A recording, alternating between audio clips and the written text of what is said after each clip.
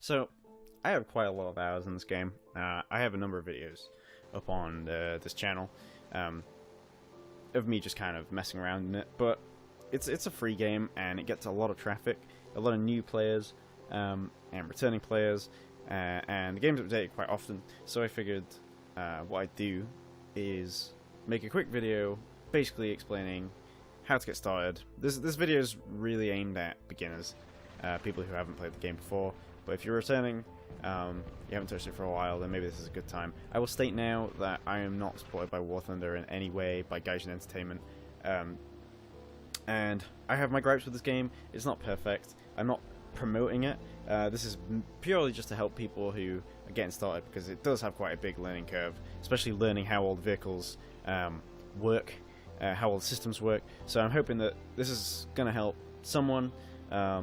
If not, well, I don't know. It was kind of fun to make, and the replay system's pretty interesting.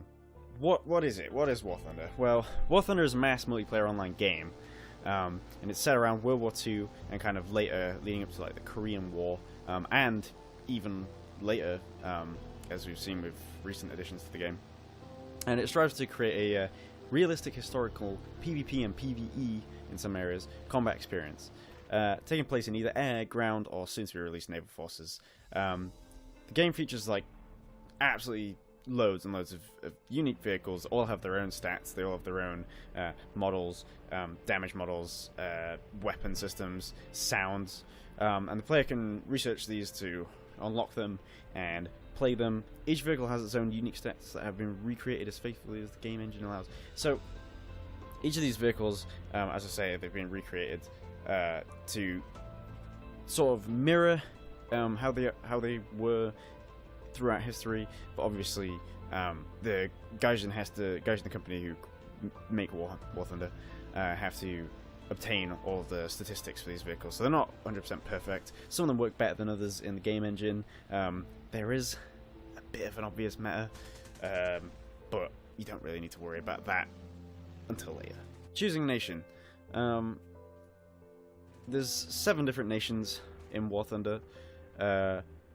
Some were added later, so they have less developed trees, tech trees I mean, but select one of them when you first start. You can always come back later and choose a different one if you know that one, the vehicles in it weren't, you struggled playing with them, or if you don't really like them, or you're just interested in some of the vehicles in the other ones, because I know I started playing Britain, then went to America, Germany, just because of all these, very well-known, iconic vehicles from the war. Despite this, I think it's the first win that you get with a specific nation, you will unlock a special premium vehicle, and it's unique to that nation's tech tree, and bound to your account, so you can only unlock the premium vehicle for the nation you get a win in first. I think it works like that, I might be wrong, but check, it's something along those lines.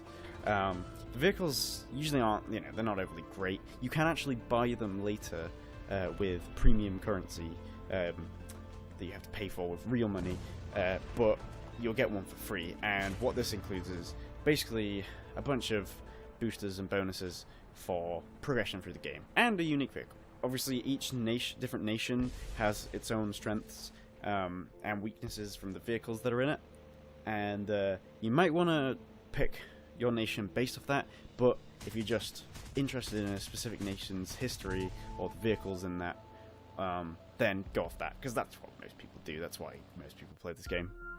The third point is, I guess the third thing to do is to pick whether you want to play planes or tanks. As you can probably see from the images in the launcher or whatever, there are both planes and tanks in this. There are also going to be ships. You will be able to play naval combat, but that's not out yet. The game currently features 2 main types of battle. There's aerial combat and ground forces. As the name suggests, the first involves planes, and the second involves tanks and other ground vehicles, such as anti-air and armored vehicles. Tank battles can also include aircraft, but I'll probably talk about that a little bit later. You already have some starter vehicles when you first start up. They'll be in your little lineup at the bottom, and those are what you get. They're called reserve tier. So you get those to start off with, because obviously you need something to play in the game. And you start with those, and then you can unlock, as you go through, you'll unlock more vehicles. You can change those out as well once you unlock more for different vehicles. This will sometimes, however, cost silver lions, which is the non-premium currency, which you must pay to train the crew for that specific vehicle or to buy vehicles. It's also, I will say, it's worth organizing where you're going to put them earlier on rather than later, because if you have to retrain crews for more expensive vehicles later down the line, it might screw you over a little bit. You can also unlock more crews with lions, and later golden eagles, which is the premium currency I mentioned earlier. I'll also say that at the time of making this, naval combat is in closed beta stages, so it should be coming shortly, hopefully. I mean, I've been playing this game for a very long time, and they've always promised it from the start, and finally it's like on the horizon. But, you know, I want them to take their time with it.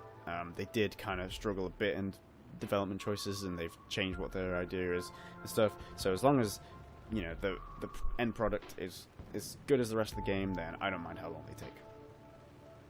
Choosing a game mode is also important, because this is how you're gonna get into a battle. This is how you're gonna basically choose your difficulty, because that's what the different game modes are. You've got your tank battles and you've got your plane battles, but those are split up further into what are essentially difficulties. You've got arcade battles, realistic battles, and simulator. As the name suggests, the first mode is more forgiving, it's more arcadey, with simplified control surfaces and less hardcore physics. For example, vehicles have more health, the modules in each vehicle has more health. They behave more responsibly to commands, so planes are more likely to turn faster, tanks might just move quicker, turrets might turn quicker, and this is basically just to let you grasp the basics of vehicle control without it being too restrictive. And how the rest of the game works. Each player also has multiple lives. That's something else that's important. Lives are based off of your crews, so if you start with 3 vehicles, then you'll have 3 lives. If you put more vehicles in your loadout, you'll have more lives. This mode is ideal for beginners, as I said, but it does reward less at the end of the battle. The next step up is realistic battles, which is, there's more to be considered, there's more to think about. Arcade battles tend to be you just sort of mush at each other, whereas realistic battles are longer, the maps are bigger, there's more objectives sometimes, and you've really got to think about what you're doing. And the reason it's called realistic is because the developers tried to make it more historically representative. That's the word I was looking for. Battles last longer, and vehicles perform more realistically, so planes aren't going to turn on a dime. You've got to consider your speed a lot more.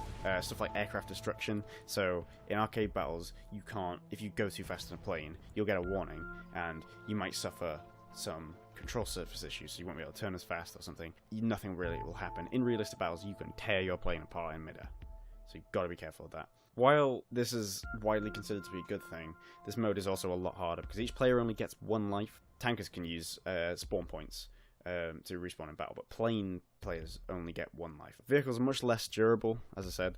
Modules will be destroyed, flaps will fly off, wings will tear off. Ammo is limited, which means if you're in a plane, you have to land and rearm and repair. If you're in a tank, you have to drive to a point that you've captured to restock. And then the final type of battles are sim battles, which obviously from the name simulator are aimed at more like die-hard fans with joysticks and advanced knowledge of vehicle systems and game mechanics. I wouldn't really recommend this for any new players, just because it's less gamey and more it tries to be more realistic, so it's much less forgiving.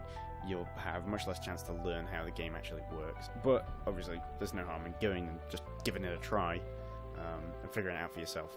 However, I'm not really going to go into this mode too much. 1, because I don't really play it, I don't really know that much about it. I'm not really in a good position to judge it. But 2, I just don't think it's really viable for this guide, if you will. Oh, and I also forgot to mention, I actually had to load up the game to remember the name of this mode. There are assault battles, which are PvE battles, and use the arcade control system. And they're a great warm-up for a more serious battle. Yeah, no one plays this mode. There's also PvE missions in the menu. These are sometimes fun to play with friends, but they don't reward very high, and they contribute very little towards your progress through the game. And obviously, the final section of the guide, during and after battles. Funnily enough, I'm only putting one section on this, but this is obviously the main part to the game. Once you're actually in, you'll start to understand how the game works. I'm not supposed to, but I would compare it to games like World of Tanks and World of Warplanes or whatever, in terms of how it functions. The UIs will look similar, the controls will be similar, but that's more for arcade battles and less for the other modes, especially realistic. Realistic gets rid of the kind of reticle for tanks that tells you whether you can penetrate a certain thing. Also, in this game, rather than like disappearing tanks randomly, you'll have a big red box around your enemy. That also disappears in realistic battles, so you have to think about what you're shooting at a lot more. You have to be more self-aware. Main objectives for planes, the main objective generally is to wipe out the other team. There are also bombing targets for bombers, and ground targets such as like artillery emplacements to kill, but the game, I've been playing this game for a very long time, and the objectives have never really changed. Usually, 9 times out of 10, probably 9.5 times out of 10, what happens is the fighters fight the battle out, and bombers are kind of useless. For tanks, however, there's multiple ways you can win battles. You can just wipe out the other team. That is often what happens. But there are also capture points, which are a lot more important in tank battles. Obviously, holding down a position in a tank is much easier than doing that in a plane. For both game modes, the main way that you would win a battle is by draining the enemy's tickets, and by doing that you can earn points from getting kills, point captures, ground targets destroyed, bases damaged,